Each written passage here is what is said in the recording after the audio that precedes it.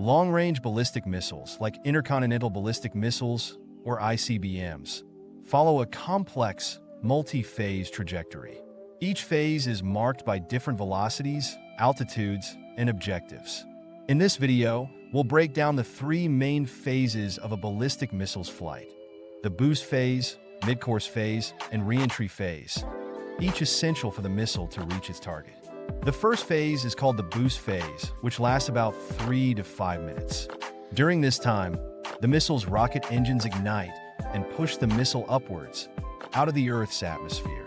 The missile climbs to an altitude of up to 400 kilometers, reaching speeds of up to 7 kilometers per second. That's 25,200 kilometers per hour, or over 15,000 miles per hour. Most of the missile's fuel burns in this stage, and the boost phase ends once the engines shut off, leaving the missile at its peak velocity. Next is the midcourse phase, which is the longest part of the missile's journey, lasting 20 to 30 minutes. By this time, the missile is outside the atmosphere, traveling at a nearly constant speed of about 7 kilometers per second. Since there's very little atmospheric drag in space, the missile's velocity stays consistent. During this phase, the warhead separates from the missile's main body and coasts through space. If it carries multiple warheads, known as MIRVs, multiple independently targetable reentry vehicles, these may now be deployed, ready to strike separate targets. Finally, we have the reentry phase.